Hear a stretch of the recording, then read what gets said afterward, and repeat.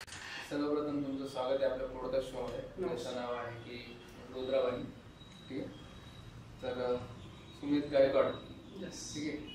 तर सर्वप्रथम आम्हाला तुमचं जन्मापासूनची थोडी स्टोरी ऐकायला हवी. कुठे झालं तुम्हाला? माझा जन्म छत्रपती संभाजीनगरमध्ये झालेला आहे. माझा जन्म 2004 11 फेब्रुवारी 2004 हा माझा वाढदिवस आहे. त्या दिवशी माझा जन्म झालेला आहे. एकदम सर्वसामान्य घरात, सर्वसामान्य कुटुंबात, जे फक्त डेलीचं कमवतात आणि डेली पोट भरतात. माझे वडील पण काही जास्त हे नाही, सर्वसामान्य घरातला आहे. माझा जन्म चेटावर इथे झालेला आहे आणि मी सध्या राहतो साताऱ्यामध्ये. अच्छा. तर तुमचा विद्यार्थी नेता म्हणून प्रवास कसा सुरू झाला? माझा विद्यार्थी नेता म्हणून प्रवास 2021ला जेव्हा 12वीचे पेपर, मी जेव्हा 12वीला होतो तेव्हा 12वीचं लॉकडाऊन. लॉकडाऊन मध्ये 11वी 12वी क्लासेस किंवा लेक्चर्स काही झालेले नाही. 10th झाले, 10thच्या बोर्डला लॉकडाऊन लागलं. म्हणजे पेपर दिल्यानंतर लॉकडाऊन लागलं. एक शेवटचा पेपर राहिला होता आमचा. त्या पेपरला लॉकडाऊन लागलं. 11thला कॉलेज नाही, 12वीला कॉलेज नाही. आणि आम्हाला डायरेक्ट सांगितलं आलं की तुम्ही 12वी बोर्डचे पेपर द्यायचे. म्हणजे जेव्हा आमचं बेसिकच कम्प्लीट नाही, की बाबा 10वी नंतर कसं पूर्ण सिस्टम वेगळी असते, बेसिकच काही नाही. म्हणजे 11वी 12वी आमचं शिक्षणच झालेलं नव्हतं. अच्छा. त्या दरम्यान आम्हाला डायरेक्ट बोर्डाच्या पेपरला बसवायचं म्हटल्यावर विद्यार्थ्यांवर बर्डन आणण्यासारखी गोष्ट झाली. मग त्यासाठी सर्वप्रथम आम्ही आवाज उठवला होता. देवगिरी कॉलेजातून आम्ही त्या आवाजाची सुरुवात केली. सोशल मीडियावर आम्ही व्हिडिओज टाकले. महाराष्ट्रभरातून आम्हाला सपोर्ट भेटला. त्या टायमाला आम्ही जिल्हाधिकारी कार्यालयासमोर 100 ते 200 मुलांना घेऊन आंदोलन केले की 12वीचे पेपर रद्द करा, नाही तर आम्ही पेपरमध्ये काहीच लिहू शकणार नाही आणि आमचं करिअर म्हणजे वर्ष वाया जातं. त्यासाठी आम्ही तिथं सुरुवात केली. त्यानंतर हळूहळू काम सुरू झालं. त्या एका आंदोलनापासून राजकारणाचं येडं घाललं सरळ सरळ. आधी लिडरशिप कामं करत होतो विद्यार्थ्यांमध्ये, टीम मध्ये, कॅप्टन्स, म्हणजे लहानपणीपासून सवय होती की बाबा स्कूलमध्ये पुढंच राहायचं, कोणत्याही गोष्टीत ऍक्टिव्हिटीमध्ये पुढं, कॉलेजमध्ये पुढं. ह्याच गोष्टीची सवय राजकारणात सुद्धा लागली की बाबा लिडरशिप सगळ्यात महत्वाची. अच्छा. तुम्हाला कॉलेजमध्ये असताना तुम्ही लिडरशिप करावी असं तुम्हाला काय वाटतं? जसं की कॉलेजमधून काही प्रतिसाद भेटला होता विद्यार्थ्यांमध्ये? आता विद्यार्थ्यांचे प्रश्न लोकांसमोर मांडणार कोणी नव्हतं. बरोबर. आमच्यामध्ये ताकद म्हणता येईल किंवा एक उमेद होती की बाबा आम्ही बोलू शकतो. कारण की आधीपासूनच निर्भयपणे बोलायची सवय होती कोणालाच. म्हणजे एक कोणालाही भिडण्याची ताकद होती पहिल्यापासूनच. भीती म्हणून काही नव्हती मनापासून. मग त्या दिवशी विद्यार्थ्यांचे प्रश्न येतात. बाबा सुरुवात तुम्हाला सांगितली त्या आंदोलनापासून केली. त्यानंतर विद्यार्थी आमच्याकडे त्यांचे प्रश्न घेऊन यायला लागले. दादा माझा असं कॉलेजचा प्रश्न आहे, तुम्ही काही करू शकता का? आम्ही ते प्रश्न तिथे जाऊन कॉलेजमध्ये बोलायला लागलो. असंच करता करता करता करता पक्षांच्या लोकांनी आम्हाला बघितलं.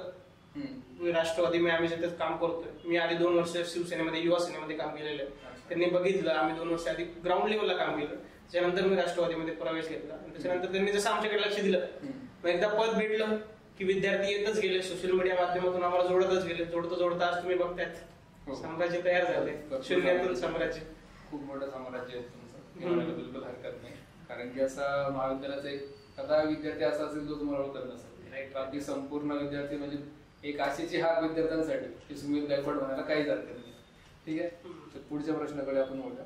या पदांवर असताना सर्वात मोठं आव्हान तुम्हाला कोणतं आलं आणि ते तुम्ही कसं सांभाळलं? पदांवर असताना सर्वात मोठं आव्हान, आता मी XYZ एखाद्या अकॅडमी मध्ये गेलो, एखादा विद्यार्थी माझ्याकडे आला, XYZ मी एका अकॅडमी मध्ये गेलो, तो विषय असा होतोय की मी एखाद्या अकॅडमी मध्ये जर गेलो, तो जो ओनर आहे तो डायरेक्टली मला इंटरॅक्ट करतोय. मी एक प्रॉब्लेम सॉल्व्ह करतो आणि माझं काम मी सोशल मीडियावर टाकतो. त्या सोशल मीडियाच्या माध्यमातून त्यांची बदनामी होते असं त्यांचं म्हणणं आहे. फक्त माझं काय, तेही काम करतात सोशल मीडियावर. जे अकॅडमीज आहेत, जे क्लासेस आहेत, ते त्यांचं प्रमोशन करण्यासाठी काम करतात. माझं काय, मी जे काम करतो मी ते सोशल मीडियावर टाकतो. फक्त त्यांचं असं म्हणणं आहे की बाबा तुम्ही काम केलं तर सोशल मीडियावर टाकून आमची बदनामी होते. त्याच्यात मी सरळ म्हटलं, तुम्ही तुमचं काम करताय, मी माझं काम करतोय, मी ते टाकतोय. त्याच्यामध्ये सगळ्यात मोठं काय होतं की ते लोक मला इंडिव्हिज्युअल टार्गेट करतात. होतंय, अजूनही घडलं होतं. 2 हप्त्यापूर्वीचीच गोष्ट आहे. पोलीस स्टेशनला मी जाऊन आलो. काही नाही, आपली न्यायाची बाजू होती. पोलिसांनी पण समजून घेतलं. त्यांच्याच मुलाचं काम माझ्याकडे आलं, तेच मी काम कधीतरी केलं तर मला ते कामात आलं. त्यांनी मला बघताच तो विषय तिथे सॉल्व्ह करून घेतला, ओळखून घेतलं तुम्हाला. ते लोक म्हणजे ते अकॅडमीवर डायरेक्ट मला इंटरॅक्ट करतात की बाबा तुम्ही आमचं नुकसान करताय.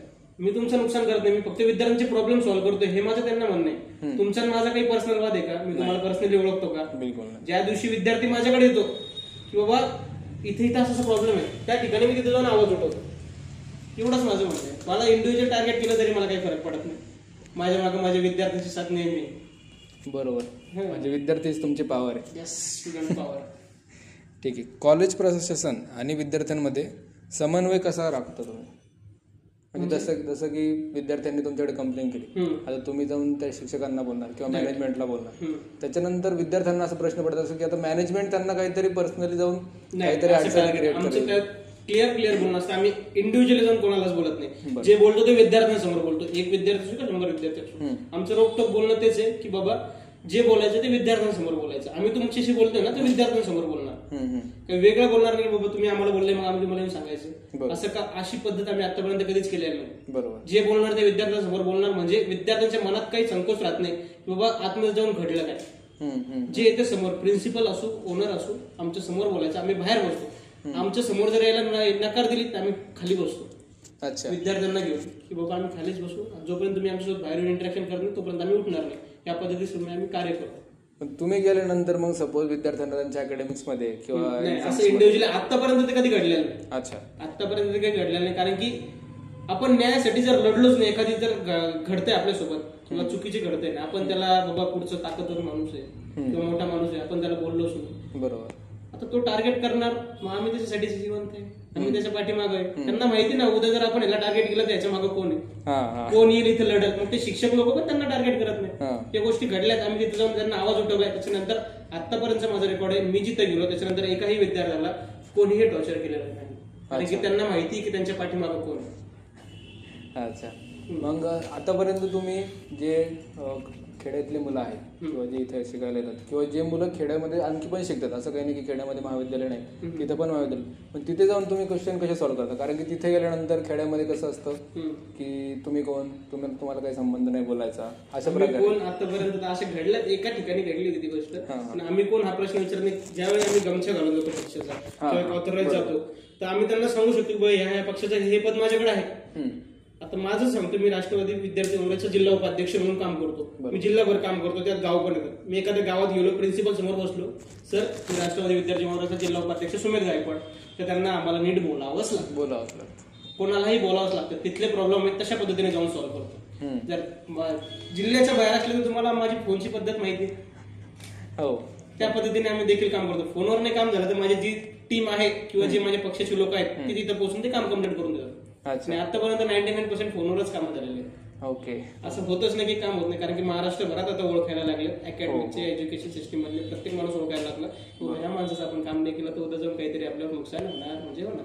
बरोबर. एवढा थाट तरी प्रशासनामध्ये झालेला आहे, निर्माण झालेला आहे. खूप छान, खूप छान.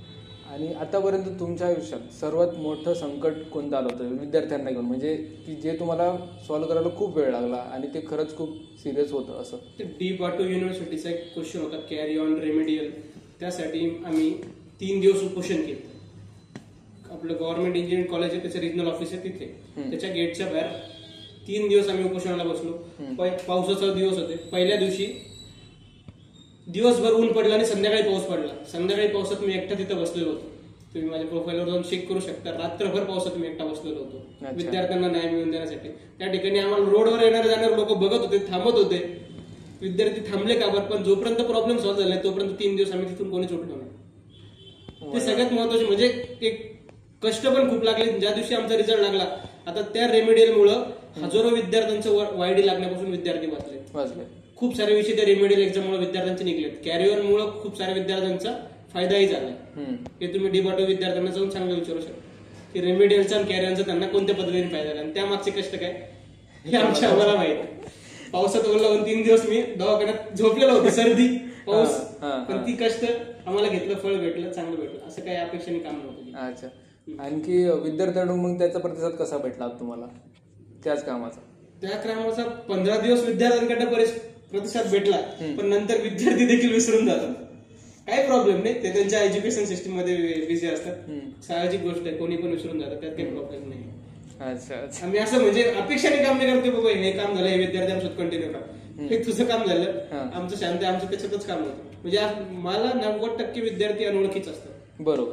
पहिले ओळखीचे होते विद्यार्थी ग्राउंड लेवलला, म्हणजे सोशल मीडिया मार्फत एखादा विद्यार्थी माझ्याकडे आला, दादा असं प्रॉब्लेम आहे, तो माझ्या परिचयाचा नाही, पण तरी पण डायरेक्ट फोन लावतो, असं विद्यार्थी त्याचा प्रॉब्लेम सॉल्व्ह करा. बरोबर. त्या गोष्टी आम्ही करतो. अच्छा.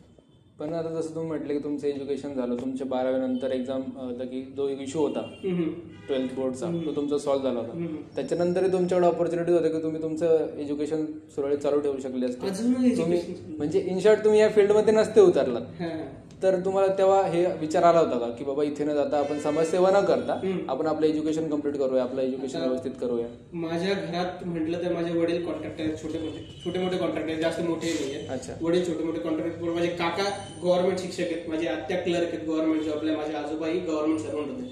माझ्या घरच्यांचं एवढंच म्हणणं होतं की काहीतरी जॉब करायची, म्हणजे एज्युकेशन घ्यायचं, डिग्री घ्यायची आणि गव्हर्नमेंट जॉबची तयारी करायची. पण आमच्या मनात तसं काही नव्हतं. आम्हाला गव्हर्नमेंट जॉब बनायच्या वेळी स्वतः गव्हर्नमेंट बनण्याची इच्छा होती, म्हणून आम्ही असं काम करतोय. हे काही पद्धत नाही. आणि असं आहे की बाबा छोटाफार बिझनेसही आपण करतोय, छोट्या मोठ्या गोष्टी आपण करतो, इंडिव्हिज्युअल कामही करतो. मग घरच्यांनी कसा प्रतिसाद दिला याच्यावर? 2-3 वर्ष तर सपोर्ट घरच्यांचा बिलकुल नव्हता. 3 वर्ष तरी सांगतो मी, 3 वर्ष घरच्यांचा सपोर्ट नव्हता. का बा सोडून दिलं तर सरळ घरच्यांनी, काहीतरी करतोय. काका तर बिलकुल, जे गव्हर्नमेंट जॉबला होते पहिले तर बिलकुल सपोर्ट करत नव्हते, आत्या पण सपोर्ट करत नव्हती. आजोबाचं काही नाही, आजोबा शांत होते. वडील पण ठीक आहे, वडिलांचं पण करतोय बाबा काहीतरी करू दे. पण मग बाकीचं आई पण कशाला करतोय राजकारण आपल्यासाठी नाहीये. जे सेटल आहेत, पैशावाले लोक आहेत त्यांच्यासाठी राजकारण सगळ्यात मोठा मुद्दा आहे. पैशावाल्यांसाठी राजकारण आहे, आपल्यासारख्यांना तिथं किंमत नाही, आपल्याला कोणी विचारणार नाही, तू करू नको, तू छोटे छोटे काहीतरी. अजूनही कधी मध्ये जर काय झालं तर मम्मी म्हणते बाबा राजकारण सोडून दे आणि जॉब कर किंवा बिझनेस स्वतःचा काहीतरी धंदा करण्याकडे लक्ष दे. त्या गोष्टीचं आजही बोलणं असतं. पण आता ज्या दिवशी माझ्या काकाचे जे प्रिन्सिपल आहेत कॉलेजचे, ते माझ्या काकांना त्यांनी नाव सांगितलं की सुमेध गायकवाड तुझा कोण लागतो. अच्छा. माझं नाव म्हणजे त्यांच्या कॉलेजपर्यंत पोहोचलं होतं. मग त्यांनी माझे फोटोज वगैरे बघितले काकासोबत, त्यांनी विचारलं की सुमेध गायकवाड तुझा कोण लागतो. त्या दिवशी काकांनी सांगितलं पुतणं लागतो. त्या दिवशीपासून माझ्या घरी येऊन काकांनी मला एक गोष्ट सांगितली आणि त्या दिवशीपासून काका मला फुल सपोर्ट करतात. घरात कोणीही पाहुणे आले किंवा घरात कोणीही माणसं आले तर काका सांगतात हा असं काम करतो, हा कॉलेजचा अध्यक्ष होता, हा विद्यार्थ्यांचे प्रॉब्लेम सॉल्व्ह करतो, ह्याला असं महाराष्ट्र लोक ओळखतात. हे काका त्यांच्या तोंडाने सगळ्या लोकांना सांगतात. त्यांच्या कॉलेजच्या प्रत्येक शिक्षकांना माझं नाव माहिती, त्यांचे प्रत्येक विद्यार्थी मला ओळखतो. तुमचं लहानपणापासून हे ड्रीम होतं राजकारणातच जायचं की? असं काही नव्हतं. लहानपणापासून ड्रीम होतं माझं लिडरशिप, म्हणजे इच्छा होती लिडरशिपची. लहानपणापासून स्वप्न, लहानपणी काय असतं क्रिकेटर बनायचंय. बरोबर. क्रिकेटची खूप जास्त आवड आहे मला. क्रिकेट खेळलो मी देवगिरीला जेव्हा होतो 11वी-12वी. ग्राउंडला एंट्री होती, ग्राउंड आम्ही खेळलो. फर्स्ट इयर पर्यंत मी देवगिरीला खेळलो, देवगिरीच्या टीम मध्ये खेळलो. त्याच्यानंतर जमलं नाही काय प्रॅक्टिस करायला, तिथे क्रिकेट सुटलं. त्याच्यानंतर मला बाकीच्या गोष्टी लागल्या. लहानपणीचे तर क्रिकेटर बनायचं स्वप्न होतं. आता माझं टिकटॉक आलतं, इन्फ्लुएन्सर बनायचं स्वप्न होतं. त्या गोष्टी होत्या सरळ ज्या लहानपणीच होत्या. असं काही इंडिव्हिज्युअल होतं की बाबा राजकारणातच जायचं. फक्त लहानपणापासून वेड होतं लिडरशिप, लोकांसमोर उभं राहायचं. लोकांना हा आपल्या समोर उभा आहे आणि आपल्या मागे 100 लोक उभे आहेत, ते 100 लोकांना वाटलं पाहिजे की हा माणूस आपल्या समोर उभा आहे, आपल्याला न्याय मिळवून देऊ शकतो. ही ताकद मनापासून पहिल्यापासून ठेवलेली होती, लोकांसाठी मदत करून यायची. आजही मला कोणी रोडवर जरी दिसलं ते आता जातात ना बरोबर, मला सहन नाही होत. मी गाडी थांबवतो, काहीतरी घेतून त्यांना देतो. जिथेही घडलं तिथं माझ्याकडून जेवढं होतं तेवढं करतो. मी म्हणत नाही मी खूप मोठा आहे, माझ्याकडून जेवढं होतं तेवढं मी करतो. माझ्याकडे भले 100 रुपये असतील, मी 50 रुपये त्यांना घेऊन देतो. अशी गोष्ट माझ्या मला होतच नाही. त्यासाठी मला तुम्ही सेन्सिटिव्ह म्हणू शकता, पण मला त्या गोष्टी सहन होत नाही. मी मागे कार्यक्रमही सुरू केला तिथं, इथं बायपासला लोक UP बिहार जेवून राहतात, त्यांच्यासाठी दर रविवारी आपण जेवणाचं, त्यांना फ्री एज्युकेशन देण्याचं, बाहेर बोर्ड लावून त्यांना शिक्षणावंचित मुळे ते आज तसे राहतात, शिक्षणापासून वंचित आहे म्हणून त्यांना आपण फ्री एज्युकेशन म्हणून आपण दर संडेला त्यांना शिकवत असतो. आणि नाश्ता पाण्याची सुविधा संडेला आपण करत असतो. आपल्याकडून जेवढं पुढे जर अजूनच सपोर्ट राहिला तर आपण दररोज याची कॅपॅसिटी देऊ, पण आपल्याला देवाच्या कृपेने सध्या एवढं करतोय आपण. नाही, हा एक खूप मोठा निर्णय तुम्ही घेतलाय.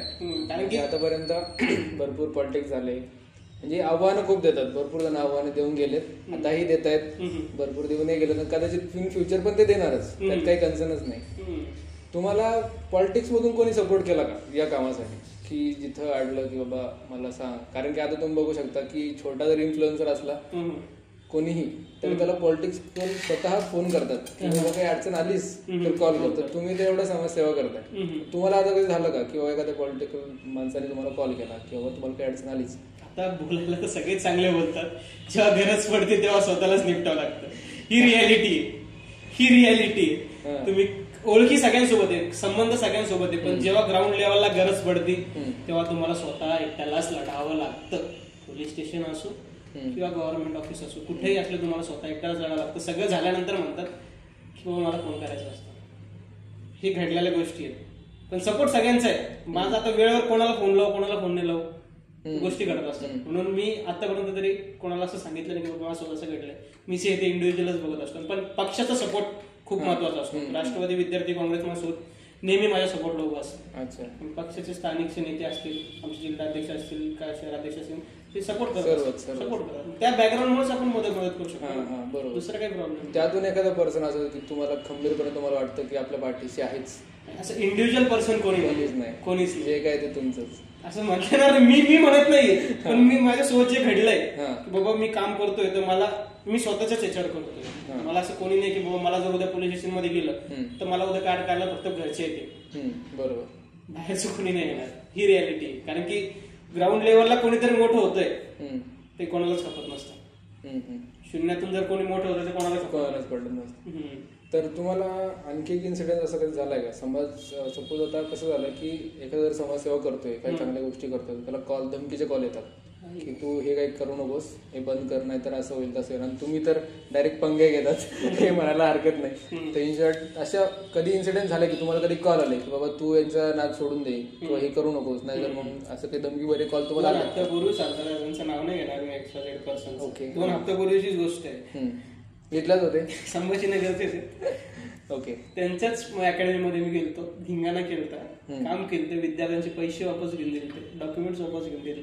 त्यांनी पहिले प्रेमाने घेतलं, नंतर 2 दिवसानंतर त्यांना काय ओके आले काही कळालं नाही. मला फोन केला रात्री 10 वाजता, तू एक तर राजकारण सोड, हे विद्यार्थ्यांची मदत करणं सोड, नाही तर तुझा लावतो नियोजन, तुला मी फिरू देणार नाही, काही करू देणार नाही, तू काही करू शकत नाही. आता बोलणारा कधीच करत नसतो आणि करणारा कधीच बोलत नसतो, बरोबर. त्याला म्हटलं भैया मी माझं काम करतोय, तुला जर काही प्रॉब्लेम तू मला येऊन भेट, आजही मारणार आहे उद्याही मारणार आहे, काम करून मरतोय मला काही फरक पडत नाही, तू मारून टाक, मग सांगून मार.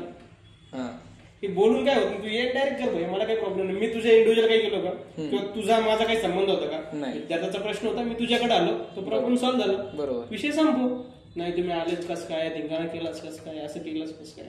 त्यांनी खूप प्रयत्न केला तर दाटी करायचा, हे करायचं, पण त्या ठिकाणी पण मग आपण पण तेवढंच खंबीर आहेत. काही गोष्टी मलाही भाऊ हे आहेत, म्हणजे भाऊ आहेत, मित्र ओळखीचे आहेत, फोन 2-3 लावले त्यांना शांत केलं, पण मग करत अजूनही ट्राय करतायत ते पण. ठीक आहे, विद्यार्थ्यांचा सपोर्ट आहे, अजूनही एकटा फिरतो मी, असं नाही की मी 4 माणसं सोबत येऊन फिरतो, अजूनही एकटाच फिरतो, काही करत नाही. विरोधकांचं काम आहे बोलायचं आणि आपलं काम आहे चालायचं. ज्याला विरोधक नाही त्याची प्रगतीच नाही, बरोबर. ज्याला प्रगती करायची त्याला विरोधक पाहिजे.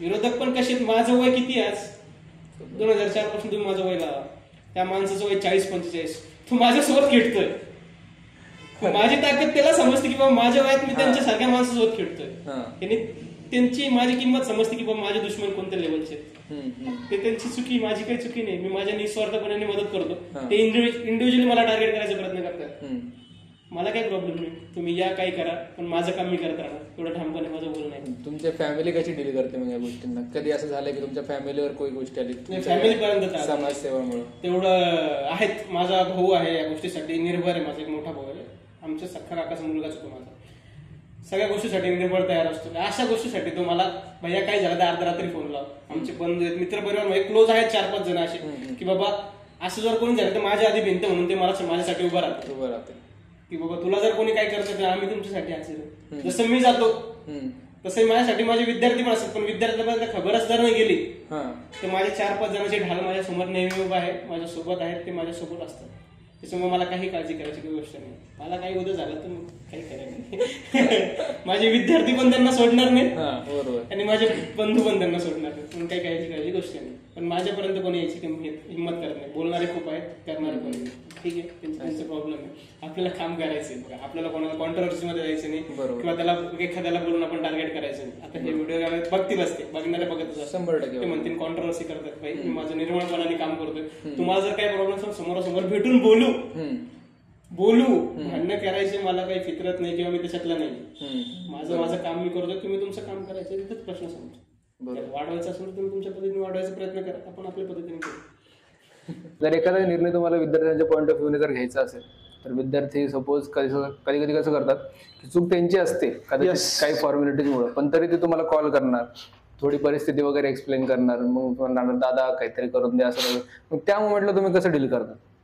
आता विद्यार्थ्यांचं स्कॉलरशिपचा सगळ्यात मोठा मुद्दा येतो. आता खूप सारे विद्यार्थी आहेत. आता एकच 15 दिवसापूर्वीचाच किस्सा आहे. एक विद्यार्थी आलता, त्यांनी कॉलेजला ऍडमिशन घेतलं.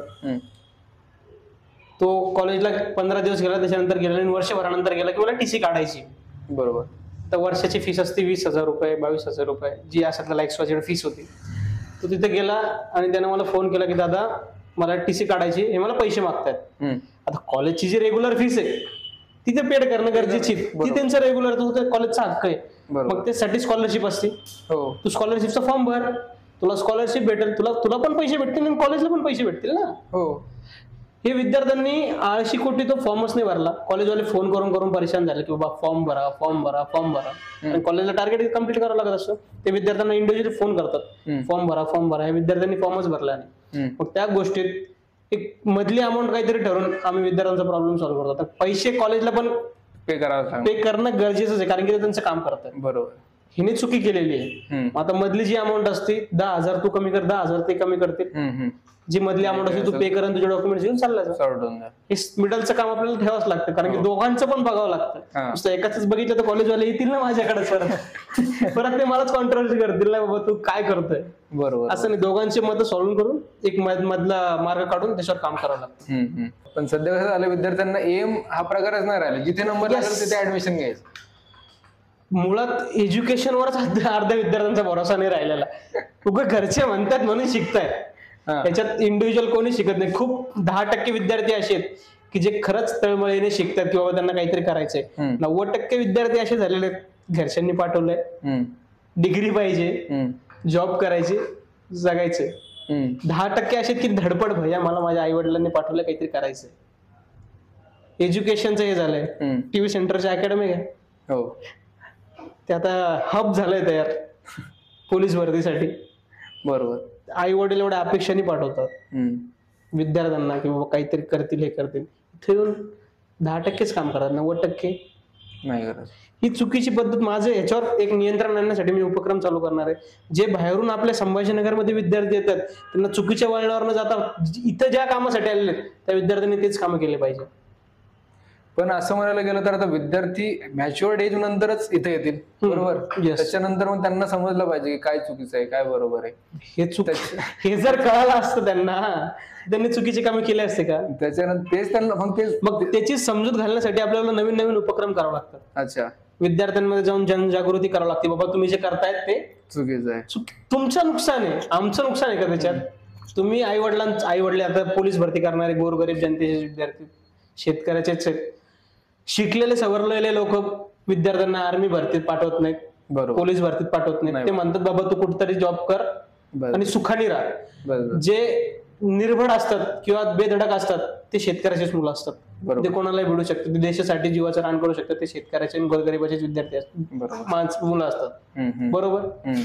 आणि तेच विद्यार्थ्यांच्या आई वडिलांनी त्यांना पैसा एकदम म्हणजे घामाचा पैसा कष्ट करून येतात आणि त्या इकडे येऊन ते इकडचं वातावरण बघून चुकीच्या डायरेक्शनला जातात. त्याच्यात आम्हाला कुठेतरी खंत वाटते की बाबा बाहेरून आलेले विद्यार्थी आई वडिलांनी एवढं जीवाचं रान करून पैसा जपून त्यांना पाठवलंय.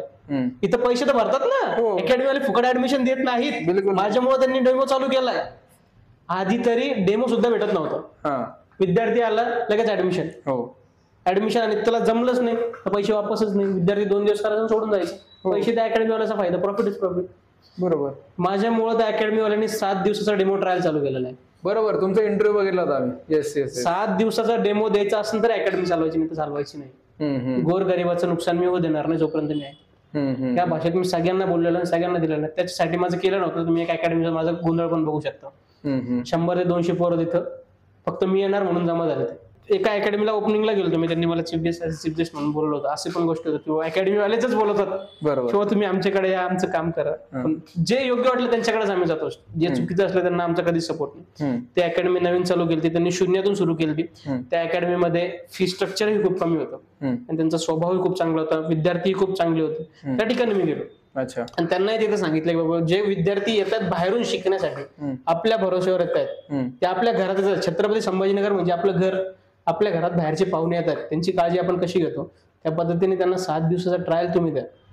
त्यांना इथं वातावरण एकदा बघू द्या की बाबा आपण खरंच राहू शकतो का, आणि त्याच्यानंतर पुढचं पाऊल घ्या. म्हणजे त्यांचं पैशाचं पण नियोजन नाही झालं, नुकसान नाही झालं पाहिजे, मेंटॅलिटीचं पण नुकसान नाही झालं पाहिजे. बरोबर बरोबर. घरच्यांचं तर नुकसान नाही झालं पाहिजे. ह्याच्यात आपल्याला काय वाटत नाही, पण ज्यांनी मेहनतीने कमवलेलं आहे, राब लाभलंय, त्यांना त्या पैशाची किंमत असते. बरोबर असते.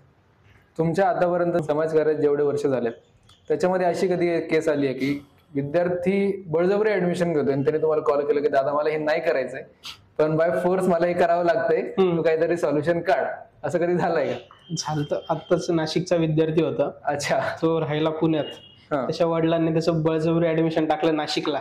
ओके. काही कर पण शिक, काही कर पण शिक. त्याने मला फोन केला, दादा काय करू? मी त्याच्या वडिलांना समजून सांगितलं की बाबा त्याची जी इच्छा आहे त्याला करू द्या. बरोबर. तो काही दुसऱ्या गोष्टीच्या कामात लागत नाही, तर त्याला फील्ड चेंज करायची होती. त्याच्या वडिलांनी त्याला काहीतरी BA वगैरे काहीतरी करायला सांगितलं आणि त्याला इंजिनिअरिंग मध्ये इंटरेस्ट होता. अच्छा. मग वडिलांची मेंटॅलिटी बाहेरच्या लोकांमुळे ती झाली की बायला BA करायचं आणि पुढे त्याला शिक्षक करायचे. पण त्याची इच्छा वेगळी होती, त्याला रोबोटिक्स मध्ये इंटरेस्ट होता, इलेक्ट्रिकल, त्यात म्हणजे वेगवेगळ्या डिपार्टमेंटमध्ये इंजिनिअरिंग मध्ये इंटरेस्ट होता. त्याच्या वडिलांना समजून सांगितलं, त्याची फीस भरलेली वापस कॉलेजमधनं काढून दिली. बापरे. आणि त्याला दुसऱ्या कॉलेजला ऍडमिशन घेऊन दिलं.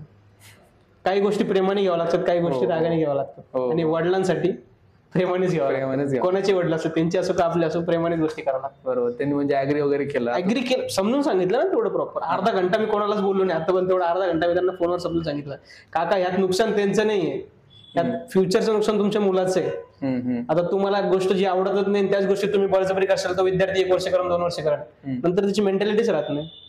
होतच नाही माझ्याकडून, तर करणार काय? ज्या गोष्टीमध्ये मला आवड आहे, मला ह्या गोष्टीत आवड आहे, मी हे करतोय, मी आनंदाने करतोय. बरोबर. आणि जी गोष्ट तुम्हाला मनाविरुद्ध ती गोष्ट खूप झालं तर 1-1.5 वर्ष करतो माणूस, नंतर नाहीच होतच, कोणाकडूनच होत नाही. बरोबर. या गोष्टीसाठी आपण त्यालाही फोर्स करू नये. तुम्ही पण तो जे करतोय ते योग्यच करतोय. चुकीच्या मार्गावर जर गेला असं तर मी पण सपोर्ट केला नसतो. बरोबर. पण तो काहीतरी योग्य करतोय, इन फ्युचर आहे रोबोटिक्स मध्ये, तो करू द्या ना, त्याला काय प्रॉब्लेम आहे. त्यांना समजून सांगितलं, तिथले 2-3 लोक पण त्यांना बोलले, त्यांनी ते काम केलं. विठ्ठल गांगे सरांना रिसेंट मध्ये भेटले. यस. तर त्यांच्यासोबत तुमचं बोलणं बरंच वेळ झालं होतं की जस्ट मीटअप भेटलो. काय एक्सपिरियन्स झाला तुम्हाला? खूप चांगलं, एक निर्भड, कोणालाही न घाबरणार व्यक्तिमत्व. म्हणजे कोणता विषय कसा मार्गी लावायचा आणि कोणाला कसं बोलायचं त्यांच्याकडनं शिकायचं. काय एक्सपिरियन्स तुम्हाला आणखी काय शिकलात तुम्ही तेवढ्या एका मिनिटमध्ये? त्यांच्याकडून बोलण्याची पद्धत आणि लोकांना इंटरॅक्ट करण्याची पद्धत.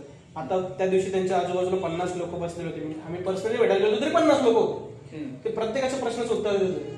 अच्छा. प्रत्येकाच्या प्रश्नाचं उत्तर देत होते. आता मी इकडून त्यांना एक 80-20 मुद्दा आला नर्सिंगचा, त्या संदर्भात त्यांना भेटायला गेलो. नर्सिंगच्या विद्यार्थ्यांसाठी विषय चालू होतो. मी त्यांना विचारलं, सर याच्यावर काय करतो? त्यांनी मला समजून सांगितलं. दुसऱ्या विद्यार्थी लगेच त्यांना एक प्रश्न विचारतो, त्यांनी त्यांना समजून सांगितलं. ऍट अ टाइम त्यांना तुम्ही किती प्रश्न विचारता माणूस उत्तर देऊ शकतो. तुमचं ज्ञान एवढं,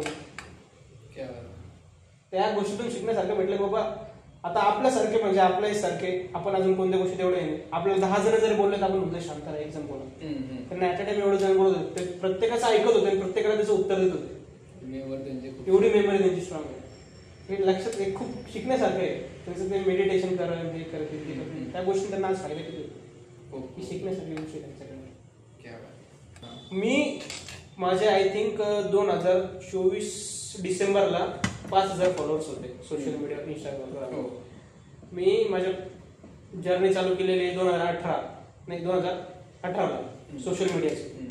2018-21ला माझे 1000 फॉलोअर्स का 1500, आंदोलनानंतर 2-2.5 फॉलोअर्स आणि 3 वर्षात माझे 5000 पर्यंत फॉलोअर्स आले. म्हणजे मी स्टार्टिंगला एकदम शून्यापासून ग्राउंड लेवलला काम, एकदम ग्राउंड लेवलला काम. आजही नाही, सोशल मीडियाचा काही प्रॉब्लेम नाही. आजही सोशल मीडिया बंद झालं तर ग्राउंड लेवलला एवढी ताकद आपली तयार करून ठेवली की बाबा मी ग्राउंड लेवलला तरी 10-100 माणसांनी जमा करू शकतो. बरोबर. एवढं आमचं ग्राउंड लेवलला सुद्धा काम आहे. सोशल मीडियावर 5000 फॉलोअर्सवर मी 4 ते 5 वर्ष काम केलंय आणि हे 6 महिन्यात एवढे ग्रो झाले, ते करामाचंच फळ आहे. तुम्ही कोणती अपेक्षा न करता काम करा, बरोबर. तुम्हाला आज न उद्या देव देतो म्हणजे देतोच. देणार. तुमचा भरोसा ठेवा, तुमच्या स्वतःवर भरोसा ठेवा, तुमच्या जिद्दीवर भरोसा ठेवा, उद्या तुम्हाला रिटर्न भेटणार. 100%. हे आज तुम्ही बघू शकता 5,000 फॉलोअर्स, 1,10,000, 1,12,000 फॉलोअर्स माझ्या झालेले. बरोबर, बघूनच आलोय आम्ही. तेच. आणि पुढचा प्रश्न असा की आतापर्यंत तुमचं कोणी नाव खराब करायचा प्रयत्न केलाय? नाव खराब करायचा प्रयत्न कॉलेजेस इन्स्टिट्यूटनेच केलाय. त्याला तुम्ही कसं सामोरे गेले की नाव तो उगाच खराब करतोय? विद्यार्थ्यांना भरोसा तेवढा आहे ना आपल्यावर की बाबा आपला दादा किंवा आपला भाऊ अशा गोष्टी करू शकत नाही. आता काही करतील, भांडणं झाले, यांनी याला मारलं, यांनी याच्याकडून काहीतरी घेतलं, XYZ सेटल झाले, त्या गोष्टी घडत असतात. पण आपला आणि आपल्या विद्यार्थ्यांचं इंटरॅक्शन एवढं चांगलं आहे की आपण ह्या गोष्टी करणारच नाही. आपल्या विद्यार्थ्यांना भरोसा, माझा कर्म मत आधीच बोललो, मी माझ्या विद्यार्थ्यांविरुद्ध मी मला काहीतरी घेईल हे आतापर्यंत करत नाही. मी माझ्यासाठी 2 रुपयेच कमवतोय असं म्हणत नाही, मी लाखात मी 2 रुपयेच कमवतोय, पण माझ्या पोटासाठी मला तेवढे भागतायत. मी 2 व्हीलरवर फिरतो, माझ्याकडे 4 व्हीलर नाही. सिरियसली माझ्याकडे 4 व्हीलर नाही, मी 2 व्हीलरवर फिरतो, आजही एकटा फिरतो. माझ्याकडे कोणतीही प्रॉपर्टी नाही किंवा काही नाही, माझ्याकडे जे आहे मी त्याच्यात सुखी. देवाचे माझ्या कर्माचे मला फळ माहिती भैया, इन फ्युचर मध्ये जे भेटायचं ते मला भेटेल. नाही भेटलं तरी मी फिरणार, नाही भेटलं तरी मी काम करणार, एवढी माझी ताकद आहे. आता भरपूर समाजसेवक असे आले की जेणेकरून ते कुठे जातही नाही, त्यांचं म्हणजे बघण्याचा दृष्टिकोन असं झाला की पैसा वगैरे, मोठ्या मोठ्या गाड्या, समाजसेवक टॅग गाडीला हे काय असं, त्यांना लाईक कुठली पोस्ट तर नाहीच, त्याच्यानंतर काही सपोर्ट असू शकतो लोकलचा हे म्हणता येईल समजून, पण पोस्ट वगैरे नाही, त्यांना काही अधिकार नाही. आणि मेन म्हणजे ते त्या फील्डमध्ये वेल एज्युकेटेड नाही, तरीही ते असते क्षेत्रात सोशल मीडियासाठी फेमस होण्यासाठी कोणी काही करू शकते. ह्याच्याबद्दल तुम्हाला आत्ताच मागे रिसेंटली घडलेलं कॉपी करण्याचं विषय नाव नाही घेणार, रिअल काम आणि फेक काम सगळ्यांना कळत असतं. आता मागे ट्रेंड आला होता, फक्त एक हॅलो XYZ बोलतोय, हे काम करा ते काम करा. आता हे काम आपण 2 वर्षापासून करतोय आणि अचानक ते रेकॉर्ड करण्याचा काहीच मुद्दाच नव्हता. अचानकच मी एका जणांना बोलत होतो आणि मला न कळता त्या विद्यार्थी म्हणजे माझ्या सोबतच्या सहकार्याने तो व्हिडिओ रेकॉर्ड केलेला आहे, पण तो व्हिडिओ 70 का 80 लाख व्ह्यूज त्याला गेले त्या व्हिडिओला. आणि त्याच्यानंतर बाकी सुरू झालं रेकॉर्डिंगचं काम. त्याच्या आधी आपण ग्राउंड लेवललाच काम केलेलं आहे, ग्राउंड लेवलला काम कर रेकॉर्डिंग आधी पण फोन करत होतो, पण रेकॉर्ड कधीच नव्हतं केलं. पण मग ते अचानकच बोलत होतो विद्यार्थी, त्यांनी काय केलं आज काहीच कळलं नाही, बोलता बोलता रेकॉर्ड केलं आणि मी पोस्ट आला व्हिडिओ चांगला मी पोस्ट केला. नाही तुमचं तर उलट तुम्ही केलंच पाहिजे, कारण तुम्हाला विद्यार्थ्यांपर्यंत पोहोचायचंय. बरोबर, जोपर्यंत तुम्ही विद्यार्थ्यांपर्यंत बरोबर तुम्ही हा मुद्दा बोलला. सोशल मीडिया सगळ्यात जास्त महत्वाची काय की मला विद्यार्थ्यांपर्यंत पोहोचायचं आणि त्यांना तुमच्यापर्यंत. माझा रील पोस्ट करण्याचा सगळ्यात मोठा मुद्दा काय की मला जास्तीत जास्त विद्यार्थ्यांपर्यंत पोहोचायचं, त्यांचे प्रॉब्लेम मला सॉल्व्ह करता येईल. बाबा कोणीतरी आहे की आपल्या पाठीमागे आपला प्रॉब्लेम सॉल्व्ह करेल, याच्यासाठी मला जनतेपर्यंत किंवा विद्यार्थ्यांपर्यंत पोहोचायचे, याच्यासाठी सोशल मीडिया वापरून. बाकी काही लोक म्हणतात फेमस होण्यासाठी, ज्या दिवशी जन्मलो त्या दिवशी माणूस फेमस होतो. माझ्या पद्धतीने तरी मी लहानपणीपासून शाळेत फेमस, कॉलेजला फेमस, प्रत्येक जण मला ओळखत होतं. कारण की असतात हॉबी, लिडरशिप, धिंगाणा कर, हे कर, शाळेत प्रत्येक काही नाही. खोडसर मी आधीपासूनच खोडसर शाळेतही मी टॉप लिस्टलाच होतो. डान्सिंग माझी हॉबी होती. डान्स आधी केलेला आहे मी, 10वी पर्यंत मी डान्स पण केलेला आहे. स्कूलसाठी मी डान्ससाठी खूप फेमस होतो शाळेमध्ये. 11वी 12वी घालून क्रिकेट साठी झालो. असं म्हणजे आधीपासूनच सुरुवात केली. काही असलं तर कुठं ना कुठं नाव आहेच, काही प्रॉब्लेम करत नाही. हे जे म्हटलं तुम्ही गळ्यात सोनं हातात गळ्यात काही नसतं, तुमचे कर्म तुमचे बोलतात, तुमचं काम बोलतं. मी आजही कॉलेजला जातो, 100 विद्यार्थी येतात, मी 2 व्हीलरवर जातो. मी 4 व्हीलर हातात चेन गाड्या गिड्या काहीच घेऊन जात नाही, चापा गिपा काही घेऊन जात नाही. 2 व्हीलरवर जातो, शर्ट पॅन्ट नॉर्मल. प्रेक्षकांना असा प्रश्न पडू शकतो आणि पडला पण असेल एक की बाबा तुम्ही समाजसेवा करताय, तुम्ही समाजकार्य करताय जे की फ्री ऑफ कॉस्ट, तुम्ही त्यांच्याकडून पैसे डिमांड नाही करू शकत. आणि दुसरे जे तुम्हाला सपोर्ट करणार तुम्हाला सपोर्ट करू शकतील, तुम्हाला ते स्वतःच खिशातून तुम्हाला पैसे देणार नाही किंवा तुम्हाला सोनं वगैरे तर काही देणार नाही. तुम्ही जे काम करता त्याच्याबद्दल ते तुम्हाला मोबदला काही भेटत नाही. ते कुठून येते, ते कुठून येते? पर्सनल काम करतात ना दादा. आता छोटे मोठे कॉन्ट्रॅक्ट असतात ते आमच्याच घरी, माझ्या वडील तुम्हाला जसं सांगितलं मी सिव्हिल काम करतात, त्यांच्यासोबतच छोट्या मोठ्या साईट्स मी लोक माझी इंडिव्हिज्युअल मी कामं करतो बाकीचे. आणि असं काही नाही की बाबा पैसा तिथून काही येतो. 1 रुपया आतापर्यंत विद्यार्थ्यांकडनं घेतला नाही, याच्या पुढे नाही. नाही तुमच्यासाठी नाही प्रश्न, तुम्हाला एक प्रश्न नाही समजला की जे दाखवत आहेत युट्यूबवर, इंस्टाग्रामवर की बाबा सोनं येतंय, मग ते येतं कुठून नाही. कारण की आता तुमच्यासारखी जर समाजसेवक बघितले तर सिंपल राहणीमान, आपलं एक शर्ट पॅन्ट सफिशियंट आहे, जास्त काही नको, विद्यार्थ्यांपर्यंत जायचं, फोन करायचं, सिम्पली काय अडचण तेवढी सॉल्व्ह करायची घरी, तुम्ही सॅटिस्फाईड, विद्यार्थी सॅटिस्फाईड. बरोबर. त्याच्याची सोनं येतं कुठून? मग समाजसेवाबद्दल तुम्हाला मोबदला तर भेटत नाही की असं गव्हर्नमेंट देते पर्सनली तुम्ही विद्यार्थ्याकडून घेताय 10,000 रुपये किंवा इश्यू सॉल्व्ह केला, तू 10,000 दे, किंवा इन्स्टिट्यूट मध्ये तुम्ही ह्या विद्यार्थ्याला घेऊन जा, आम्ही तुम्हाला 10,000 रुपये पे करतो, अशाचा तर भाग नाही. ते पैसे कुठून येतात? तो त्यांचा इंडिव्हिज्युअल प्रश्न आहे बघा. ते हप्ते घेतात का काय घेतात ती त्यांची गोष्ट झाली.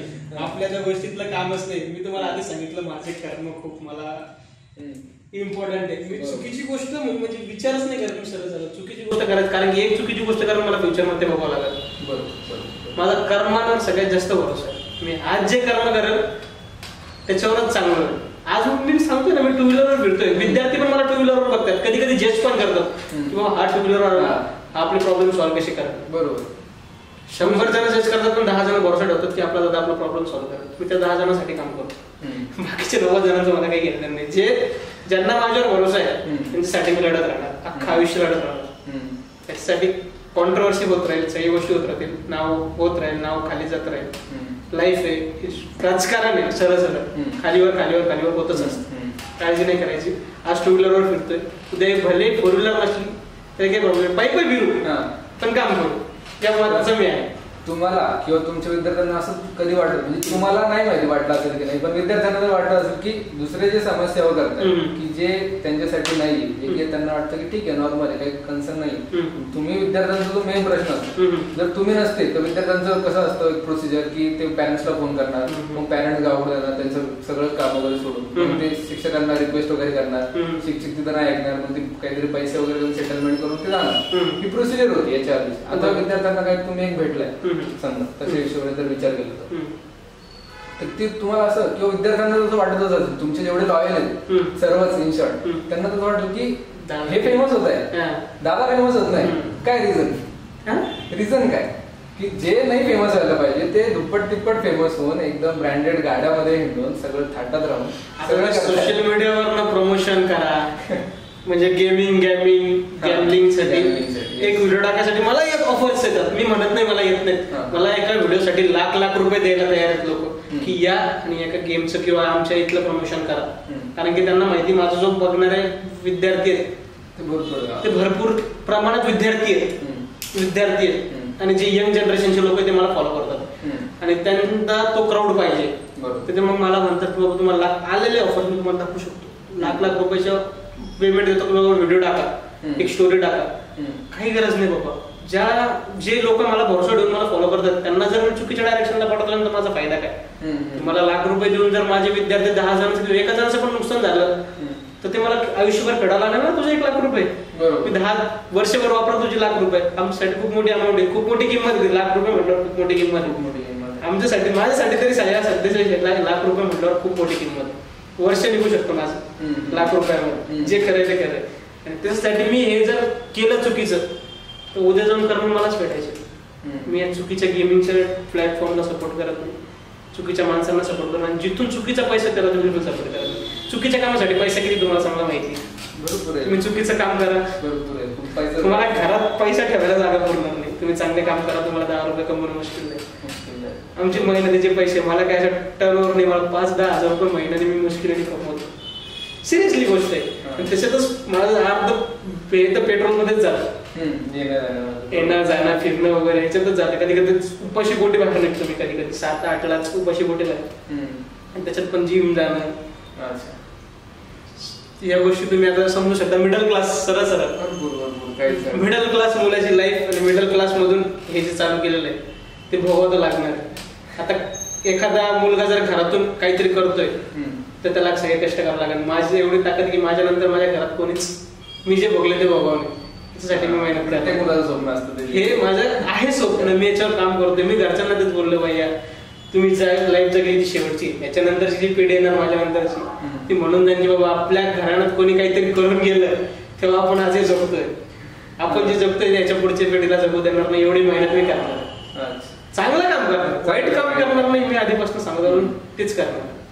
रिअल कर्मा बिलीवर, रिअल कर्मा बिलीवर, कर्मावर खूप जास्त भरोसा आहे.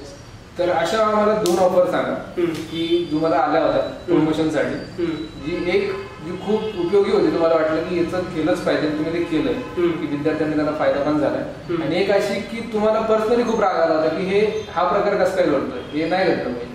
असे कसे आहेत लोक? असे ऑफर्स म्हणजे म्हटले प्रमोशनचे ऑफर वगैरे येतात. आता एखादं फ्री एज्युकेशनची सिस्टीम स्कीम आहे गव्हर्नमेंटची, समाज कल्याणची, त्यांना फ्री ऑफ कॉस्ट पैसे, म्हणजे आतापर्यंत मी सोशल मीडियावर 1 रुपया कुठेच कमवलेला नाही. आले माझ्याकडे किंवा जिथे विद्यार्थ्यांचा फायदा आहे तिथे मी काम टाकतो की बाबा इथे आहे विद्यार्थी, तुम्ही जाऊन लाभ घ्या.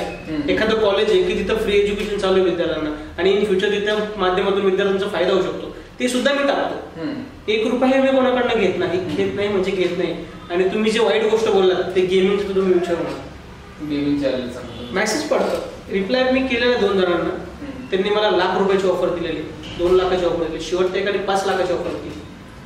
काय करायची गरज, मी आरामापासून खाल्ला असतो, पण मग करायचंच नाही ना आपल्याला काय. तो फक्त म्हटलं बाबा तुम्ही एक व्हिडिओ टाका की असा मी ते स्क्रिप्ट देतील, त्या स्क्रिप्टवरचे वाक्य बोलायचे आणि ती व्हिडिओ पोस्ट करायची, तुमच्या अकाउंटला ₹5,00,000 पडतील. महिन्याभरात 4-5 व्हिडिओ टाका, काय गरज आहे. पण आपल्याला ते करायचं, महिन्याभरात गाडी उभं राहील माझी. बरोबर आहे. 2 वर्षापासून 2 व्हीलरवर फिरते, 12 नाही टू व्हीलरवर नव्हतं. कधी असं वाटतं का तुम्हाला की सध्या म्हणजे तुम्हाला नीड आहे पैशांची, तुम्हाला वाटतं की नाही आता ही ऑफर आपण एक्सेप्ट केली पाहिजे? कधीच विचार नाही, कधीच नाही. कर्म माणसाला कधीच, कर्म खूप, मला मी सांगतो माझे कर्म मला खूप गोष्टीसाठी लावतो आणि ते खूप चांगलं आहे. आपलं स्वतःवर कंट्रोल असणं खूप जास्त गरजेचं. ज्या माणसाचा स्वतःवर कंट्रोल असतो तो जगावर कंट्रोल करू शकतो. ज्या माणसाचा स्वतःवरच कंट्रोल नाही तो कोणावरच कंट्रोल करू शकतो. ही सगळ्यात महत्वाची गरज आहे. आले खूप विचार पण केला, पण एका पॉइंटला जाऊन मला शेवटला तेच मुद्दा येतो की बाबा या गोष्टी आपल्याला करायच्या नाही. इमेज बनवायला 8 वर्ष लागेल, 10 वर्ष लागेल, इमेज खराब करायला 2 मिनिटं लागेल, 2 मिनिटं लागेल, आपण ते खराब करू शकतो. बरोबर. आणि ह्या ज्या गोष्टी सोशल मीडिया त्याची किंमत मी पैशात लावू शकत नाही. हे जे विद्यार्थी मला फॉलो करतात त्यांची किंमत मी पैशात लावू शकत नाही. ते माझ्या प्रेमापोटी करतात की त्यांचा भाऊ त्याच्या पाठीमागे कधी व्हिडिओ आहे ते आशेने मला ते फॉलो करतात. बरोबर. आणि त्यांचं नुकसान होईल असं काम मी आयुष्यात कधी करतात. बरोबर. भले माझी लाईफ बदलण्याची मला ऑपॉर्च्युनिटी भेटो, काम होणार नाही म्हणजे नाही होणार. विद्यार्थी सर्वोपरी सगळ्यात पहिले विद्यार्थी राहणार, मग बाकीच्या गोष्टी राहणार. तुम्हाला आता सपोज जॉब आणि राजकारण, सपोज आता तुम्हाला एखादी पोस्ट भेटते पॉलिटिक्स मध्ये, तर तुम्ही दोघांपैकी काय चूज करा? म्हणजे कसं, सपोज पर्सनल शेड्यूल आहे तुमचं, बरोबर आहे. प्रत्येकाला वाटतं, जसं तुमच्या आईवडिलांना पण वाटतं की जॉब केला पाहिजे मुलांनी, सेटल राहिलं पाहिजे. तुम्ही ऑफकोर्स त्यांच्या आता पण अपेक्षा असू शकतात, तू जॉब कर, जेवढा वेळ होतो तेवढा जॉब कर, कुठला काय असेल पण तुझ्या हिशोबाने जॉब कर, बरोबर आहे. तर तुम्हाला जॉब करायला आवडेल की राजकारणात जायला? राजकारणात जायला आवडेल. जिथं लोकांची मदत करते मला ते करायला आवडेल. मी स्वतःचा विचार करून राजकारणात उतरलेलो नाहीये, मी लोकांचा विचार करून राजकारणात उतरलेलो आहे. जो माणूस राजकारणात लोकांचा विचार करून उतरतो तोच माणूस पुढे जातो. जो माणूस राजकारणात स्वतःचा विचार करून येतो तो टिकत नसतो. ज्या माणसाला राजकारण करायचे त्यांनी नेहमी लोकांचा विचार केला पाहिजे. जो लोकांसाठी लढतो तोच पुढे लढतो. जे स्वतःसाठी लढतात ते तिथेच राहतात. ही गोष्ट घडलेली होते. खूप सारे बघा तुम्ही, खूप सारे आले, पैसा घातलाय, मी 1 रुपया घातला, मी माझे जेवढे घालतो बाबा तेवढे घालतो. माझा खर्च कायच आहे, पेट्रोल, बरोबर. फिरणं, एखाद्या दिवस बाहेर खाल्लं तर खाल्लं, बाकी जास्त माझा काहीच खर्च, एक्स्ट्रा जेड काहीच खर्च नाही. काय गरज आहे, मला जेवढं कमवतो तेवढं देतो, ठीक आहे. चेंज करतो.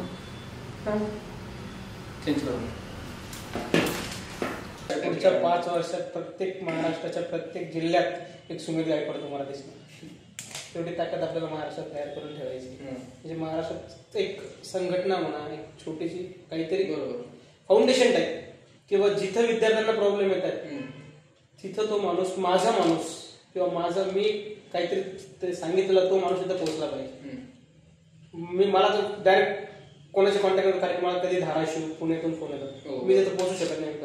माझा माणूस मला एक त्याचं तयार करायचं किंवा कोणत्याही जिल्ह्यातून आला फोन तर प्रत्येक जिल्ह्यात माझा एक माणूस पाहिजे आणि त्या ठिकाणी तिथं पोहोचला पाहिजे.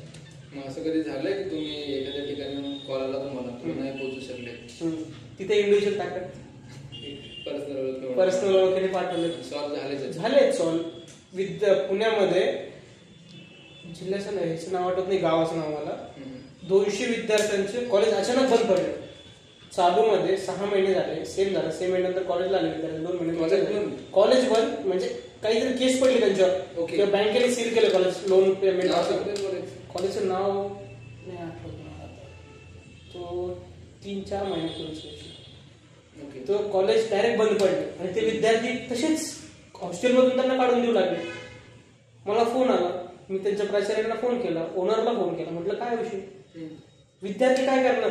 बरोबर, तुम्ही एक तर शिफ्ट करा विद्यार्थ्यांना दुसऱ्या कॉलेजमध्ये. तुम्हाला जर नाही सांभाळणार, तुमचा इंडिव्हिज्युअल प्रॉब्लेम झाला ना, तुम्ही दुसऱ्या कॉलेजला शिफ्ट करा, दुसऱ्या कॉलेजसोबत कोऑर्डिनेट करा. तुमच्या मुलांना मला सांगा, मी कोऑर्डिनेट करतो. पण नाही भाषेत बोललो. त्यांनी 2 दिवसाचा वेळ घेतला माझ्याकडून. 2 दिवसांना म्हटलं 2 दिवस विद्यार्थी हॉस्टेलमध्ये जाते, एकही विद्यार्थी हॉस्टेलच्या बाहेर जाणार नाही. ती बँकवाला सोबत कोण असतो मला काही घ्यायचं नाही. तुम्ही पैसे द्यायचे काही करा, विद्यार्थ्यांना एकही जणांना बॅग घेऊन बाहेर जायचं. कारण की महाराष्ट्रामध्ये विद्यार्थी शिकायला पाहिजे. कोणाची स्थानिकचं घर नव्हतं. बरोबर, राहणार कुठं, मुली जास्त होत, राहणार कुठं बाहेर. या विषयात मग मी तिथल्या एका इंडिव्हिज्युअल माणसाची मदत घेतली. विद्यार्थी सगळे जमा केले. त्या टायमाला सिच्युएशन अशी झाली, माझीही तब्येत बरोबर नव्हती. मी फोनवर त्या माणसाला तिथे पाठवलं. ते विद्यार्थी त्यांचे आई वडील सगळे जमा झाले कॉलेजच्या बाहेर. पण तिथलं जे मेन ऑफिस होतं जिल्हाधिकारी कार्यालयाचं, तिथे जाऊन त्यांनी आंदोलन केलं. आणि माझा जो माणूस पाठवला होता मी त्यांना फुलपणे सपोर्ट केला. आणि आज त्या विद्यार्थ्यांना दुसऱ्या कॉलेजमध्ये ट्रान्सफर झाले आणि त्यांना हॉस्टेलची फी सुद्धा भरायची. आणि जे जुन्या कॉलेज त्या कॉलेजने त्यांची हॉस्टेलची फी सुद्धा भरलेली. जिथं त्यांना 5,000 फीस होती, दुसऱ्या कॉलेजमध्ये 20,000 फीस झाली. विद्यार्थी नव्हते अफोर्ड करू शकत. म्हटलं कॉलेजच भरणार, चुकी तुमची, तुम्ही पैसे भरा. बरोबर, असं त्या विद्यार्थ्यांचे पैसे सुद्धा कॉलेजनेच भरले आणि सगळं त्यांचं नियोजन सुद्धा कॉलेजनेच लावले.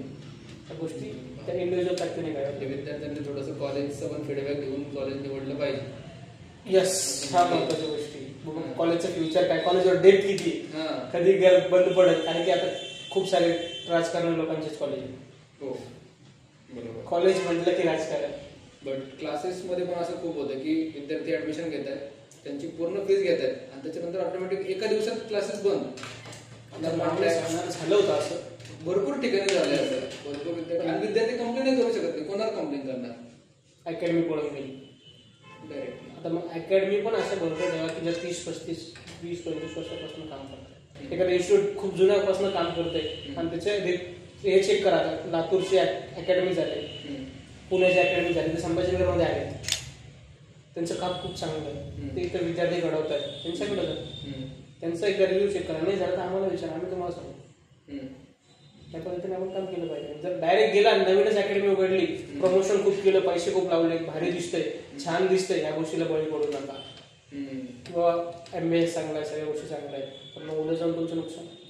तुम्हाला असं वाटतंय का की तुम्ही स्वतः एक इंडिव्हिज्युअली एखादी वेबसाईट क्रिएट केली पाहिजे किंवा एक हेल्पलाईन नंबर तुम्ही क्रिएट केला पाहिजे, जेणेकरून हेल्पलाईन नंबर आहे ऑलरेडी. हेल्पलाईन नंबर जो तुमचा म्हणजे इंडिव्हिज्युअली कॉलेजेसचा वेगळा किंवा तुम्हाला काही क्लासेसचा कन्सर्न असेल तर क्लासेसचा वेगळा, म्हणजे प्रत्येकासाठी इंडिव्हिज्युअल, म्हणजे महाविद्यालय इंजिनिअरिंगसाठी वेगळा, मेडिकलसाठी. इन फ्युचर नक्की काम करू आपण. हा मुद्दा सांगितलं मी नोट करू, त्याच्यावर आपण नक्की काम करू. कारण की जसं तुम्ही म्हटलं की 5 वर्षानंतर तुम्हाला टीम बिल्डअप करायचीच आहे.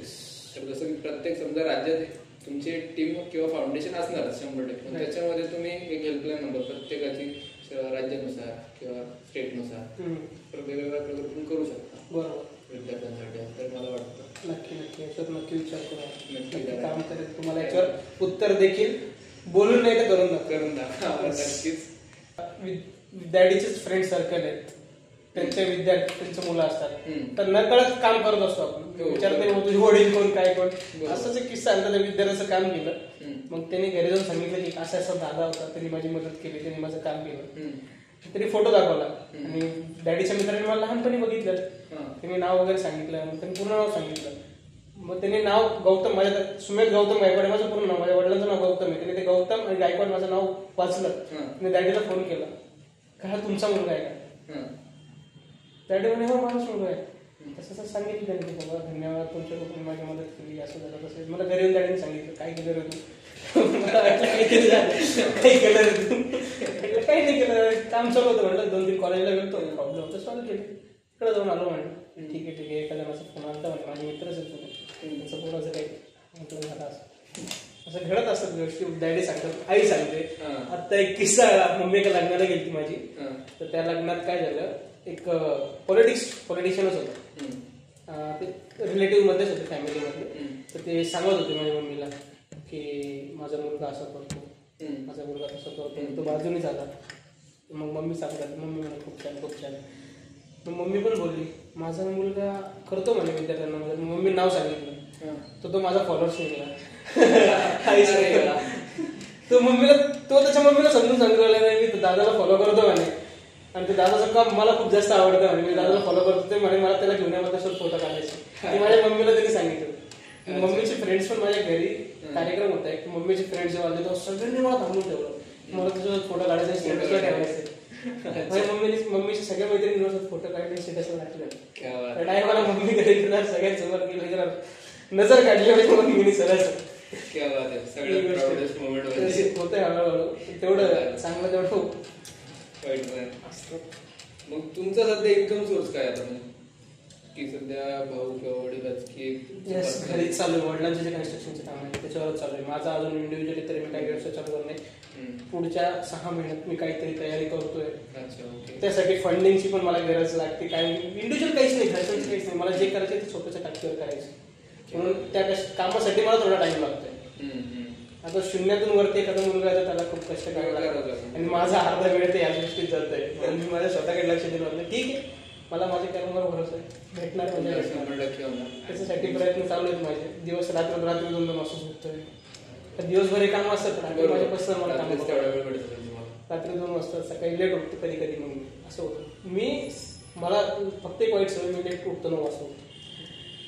मला 7 वाजता फोन सुरू होतात, अर्धे प्रश्न झोपेतच सॉल्व्ह करतो. मला सिरियसली सांगतो तुम्हाला घडले अशा गोष्टी मी झोपेत उत्तर देतो विद्यार्थ्यांना, बाबा हे असं कर, तिथे जाऊन तसं कर, असं घडलंय. सकाळी 7 वाजता विद्यार्थी कधी फोन करतात, कधी 7 वाजता, कधी 2 वाजता रात्री. म्हटलं भैया एवढं रात्री काय इमर्जन्सी पडली तुम्ही, ते म्हणतात तुम्ही फोन उचलता का नाही ते बघायचे. सिरियसली घडल्यात गोष्टी, तुम्ही फोन उचलता का नाही दादा, हे 2 फोन त्यांनी 2 वाजता फोन करून विचारलं. मला वाटलं इमर्जन्सी फोन, बरोबर 2 वाजता करणं गोष्ट आहे. काय झालं, काय करताय, जेवले का. तो याच्यावर बोलत होता धाराशिव. अरे बापरे, मी फक्त बघितलं म्हणलं तुम्ही फोन उचलता, चांगली गोष्ट म्हटलं, आराम कर म्हटलं. आतापर्यंत सर्वात लांबचा विद्यार्थी कोण कनेक्ट झाला तुमच्यासोबत? दिल्लीचा विद्यार्थी म्हणजे कामासाठी नाही, मेसेज वगैरे, फोन वगैरे. ऑल इंडियावर पण व्हिडिओ असतात, असं काही नाही व्हिडिओ बघतात, ऑल ओव्हर इंडियामध्ये व्हिडिओज बघतात. मेसेज सगळीकडे येतात, राजस्थान, बिहार, माझ्यासारखे काम करणारे UP मध्ये पण आहेत, इंदोरमध्ये पण आहेत. बरोबर, त्यांचे कामं बघतात. मग ते काय तयार झालेले की बाबा इंडियामध्ये 4-5 लोक आहेत, तर म्हणू शकत नाही. महाराष्ट्रात मी बाकीच्या याच्यात राज्यात काही काही आहेत, रवी चौधरी झाला, रौनक खत्री झाला, निर्मल चौधरी झाले.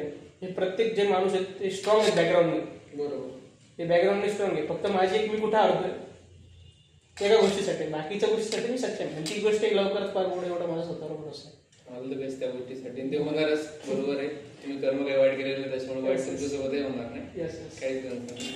मग सपोज त्यांनी तुम्हाला कधी कनेक्ट केलंय का कामासाठी, की बाबा बाहेरच्या राज्यांमध्ये, किंवा तुम्ही त्यांना, म्हणजे तुम्हाला असं एक टीम, कारण की ते तुम्हाला आहे विचार की विद्यार्थ्यांसाठी माझ्या मनात खूप चांगला विचार की ऑल ओव्हर इंडिया आमची काहीतरी तयार झालं पाहिजे. हे जे मेन आहेत सगळे, आम्हाला सगळ्यांना एकत्र येऊन ऑल ओव्हर महाराष्ट्र किंवा ऑल ओव्हर इंडियामध्ये आमचं एक काहीतरी फाउंडेशन म्हणा किंवा काहीतरी तयार झालं पाहिजे. बरोबर, की कोणत्याही राज्यात कुठेही गरज पडली विद्यार्थ्यांना तर आपला एक माणूस येतो पाहिजे. कारण की बाकी राज्यात जसं तुम्ही सांगितलं नाव जर ते असतील तर मग तुमच्यासाठी एक खूप प्लस पॉईंट होईल. येस आहे, कारण ते त्या फील्डमधले आहेत आणि ते त्यांना ॲग्रीच असेल ना, ॲग्रीच असेल. आता त्यांच्यासोबत अजून आमची समोरासमोर भेट नाही झाली, आणि व्हिडिओ बघितला तर लवकर होईल, होईल 100% होईल. काय नक्कीच त्यांच्यासोबत एकदा भेट झाली आमचे, एकदा विचार तर सारखे येतात, फक्त विद्यार्थ्यांकडे लक्ष, आमच्या सगळ्यांचं हित तोच. ते जर झालं तर खूप चांगला प्रयत्न, विद्यार्थ्यांना खूप चांगला बॅकबोन भेटत. कुठेही काही गरज पडली तर अर्धरात्री सुद्धा देखील आम्ही तिथे पोहोचवू शकतो. बरोबर, पुन्हा येऊ आपण आपलं रॅपिड फायर राऊंड. तुमचं सर्वात आवडीचं पुस्तक कुठलं? बुक्स वगैरे जास्त काही वाचले नाहीत. अच्छा. पण अजून आवडतं पुस्तक म्हटलं तरी मी यशाचे रहस्य म्हणून पुस्तक वाचलं होतं. त्याचे लेखक यशाचे रहस्य म्हणून पुस्तक मी 8वी का 9वीला वाचलं होतं. ती बुक मी 3 दिवस न संपता वाचली, म्हणजे आवडली. बुक रिडिंग करतो मी, पण जास्त म्हणजे एकदम डीप मध्ये नाही, जनरल. सोशल फोनमध्ये सगळं आपल्याला, फोन खोलला की सगळं भेटतं. त्याच्यामुळे बुक्स वगैरे वाचण्याकडे जास्त लक्ष आतापर्यंत नाही. इन फ्युचर मला लक्ष देणं खूप जास्त गरजेचं आहे. कारण की जेवढे जास्त तुम्ही बुक्स वाचाल तेवढे जास्त तुम्हाला नॉलेज भेटेल. म्हणजे इन फ्युचर फिरता बुक्स वाचणं होणार. शांत डोकं पाहिजे आणि आमचं डोकं शांत नसतं. तर विद्यार्थ्यांसाठी एक टीप आणि आजकालच्या युथसाठी एक टीप कोणती असेल? म्हणजे व्यसनाधीन होऊ नका दोघांसाठी. व्यसनाकडे जाऊ नका, सगळ्यात महत्त्वाचं आहे. विद्यार्थ्या किंवा युथला बिघडणारी गोष्ट म्हणजे व्यसन. ती कोणत्याही गोष्टीचं असो. व्यसन कोणतंच नाही केलं. सिरियसली गोष्ट आहे. आवडतं, राज सपोर्ट करतात, सरकार सपोर्ट करतं सगळ्या गोष्टीला. पण माझं म्हणणं आहे की तुम्ही इंडिव्हिज्युअली व्यसनाकडे जाऊ नका. कारण की कोणतेही व्यसन तुम्हाला खाली सोडणार. कधीही जा, तुम्हाला आज चांगलं वाटेल पण व्यसन उद्या फ्युचरमध्ये तुम्हाला खाली वाटणार नाही. आता ते कोणत्याही गोष्टीचं व्यसन असो, मी इंडिव्हिज्युअल सांगत नाही, नाव घेणार नाही. त्यांच्या लाईफ खराब करणारे व्यक्ती, पर्सन्स, ते पण एक व्यसनच. बरोबर. सरळ बरोबर. आणि बाकीचे पदार्थ, काही गोष्टी ते करू नका. आपल्या आई वडिलांनी आपल्याला भविष्याने पाठवलंय, कष्टाने पाठवलंय, यशाकडे जा. बाकीच्या गोष्टी सगळ्यात कोपऱ्यात. तुम्ही तुमचं काम करा, समोरून गोष्टी येतात तुमच्याकडे. तुम्ही जर त्या गोष्टी मागं पळाले, तुमचं करिअर पळालं, तुमचं आयुष्य पळालं, तुम्ही त्याच गोष्टी मागं ती गोष्ट पण पळून जाईल. त्या प्रकरणासाठी कधी कॉल आला का तुम्हाला? सॉर्ट केले का? नाही का? तुम्ही प्रॉब्लेम मी म्हणजे ह्याच्यात नुकसान त्यांचंच आहे. आम्ही समजून सांगतो भैया नको करूस. प्रॉब्लेम सॉल्व्ह केले तर मग सरळ जोडणं कधी नाही. बाबा ही गोष्ट नुकसानदायक आहे, आज नंतर तुम्हाला नुकसान देणार नाही. आपल्याला आज चांगलं वाटेल पण खूप 90% 1%, 90% 100% 1% चांगलं फ्युचर करतो. ह्या ज्या गोष्टी डिस्ट्रॅक्शन लोकांनी सोशल मीडिया बघून 9-10चे विद्यार्थी, 10वी-11वीचे विद्यार्थी कॅफेत, मला माझ्या 12वी मला फर्स्ट इयर पर्यंत कॅफे काय होते माहिती नव्हतं. तिथे कॅफेज उघडले आतापर्यंत. मला फर्स्ट इयर पर्यंत कॅफे किती माहिती नव्हतं. सिरियसली सांगतो, मला फर्स्ट इयर पर्यंत कॅफे काय माहिती नव्हतं. पण कॅफे कधी माहिती झाला, माझ्या मित्राने कॅफे खोलला, त्यांनी मला बोलवलं कॅफे. त्या दिवशी मी पहिल्यांदा आयुष्यात कॅफे बघितला, कॅफे काय असतो. सिरियसली कॅफे काय माहिती नव्हतं. आणि आजकाल जे 8वीचे विद्यार्थी कॅफेत दिसतात, 8वीचा विद्यार्थी, 9वीचा विद्यार्थी कॅफेत बसलेले. हे कुठेतरी रोखलं पाहिजे, थांबलं पाहिजे. हे काय सोशल मीडियाच्या माध्यमातून झालेलं आहे. पण हे कोणावर कंट्रोल केला पाहिजे? स्वतःवर. कॅफेवाल्यांवर केला पाहिजे, स्वतःवर केला पाहिजे. कॅफेवाला काय, तो तसा धंदा बोलून बसला पाहिजे. तो त्याच्या पोटा पाण्यासाठीच बसलेला आहे. तो म्हणणार नाही की बाबा तुम्ही एवढं असेल तेवढंच आहे. त्याला कोणी आलं तरी त्याला घ्यायचं. सरकारने लिमिट लावली आहे, ते पाळतात नाही पाळतात तो त्यांचा प्रश्न, आपला तो प्रश्न नाही. फक्त विद्यार्थ्यांनी स्वतः कंट्रोल केलं पाहिजे. ही गोष्ट चुकीची आणि ही गोष्ट बरोबर ह्या वयात कळत नाही. पण मग ज्यांना कळते ते पुढे काहीतरी करतात, ज्यांना कळत नाही त्याच गोष्टी अडकून राहतात. ते तुम्ही काय करतात आजकाल बघू. आणि जे चुकले त्यांना पण डायरेक्शनवर कसं आलं त्याच्यासाठी माझे खूप प्रयत्न आहेत, ते मी फ्युचर करणार आहे. किंवा जे गेले नाही होते त्यांच्याकडून, त्यांना परत त्यांच्या लाईफमध्ये कसं, विद्यार्थ्यांना त्यांच्या लाईफमध्ये कसं काय करतात त्यासाठी माझे प्रयत्न चालू आहेत. समाजकारण की राजकारण? समाजासाठी केलेलं राजकारण. सुंदर उत्तर. ही गोष्ट माझी महत्वाची. समाजाच्या हितासाठी करणार तुम्ही राजकारण, स्वतःच्या हितासाठी राजकारण. जिथं समाजाला गरज पडेल त्या गोष्टीसाठी मी राजकारण करणार. इथं जर घडतं चुकीचं तर त्यासाठी मला राजकारण करावंच लागणार. आजकाल तर तुम्हाला समाजाची मदत करायची नंतर राजकारणच करणार. इंडिव्हिज्युअल तुम्ही गेले तर लोक विचारत आणि दुसरे विचारत. ही गोष्ट कधी कधी शहर की गाव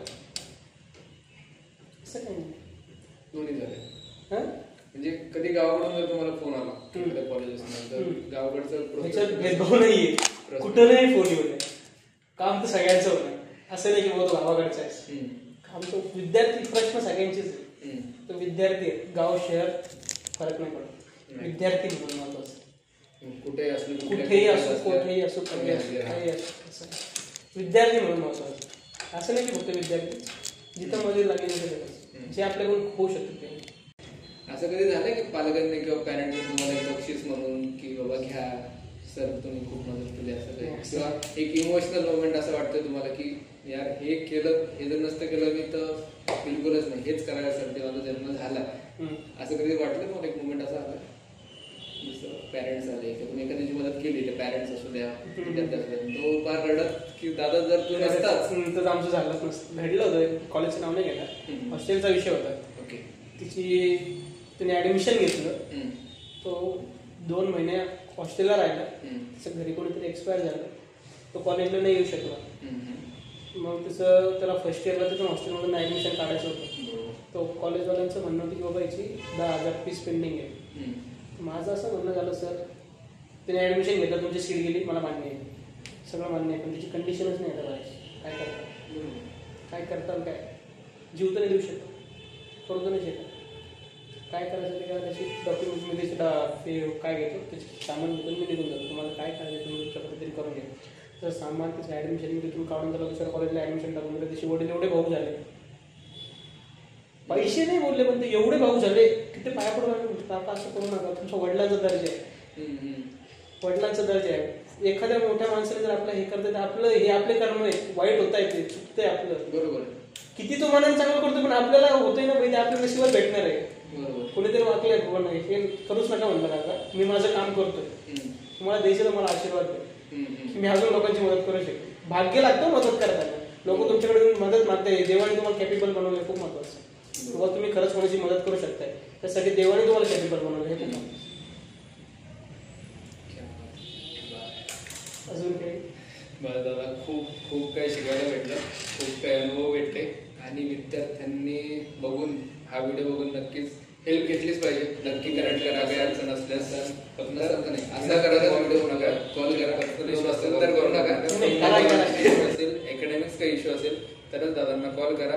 नक्की 100% खंबीर दादा तुमच्या पाठीशी उभा असणार. 100%. थँक्यू. आपण व्हिडिओ एंड करू इथे.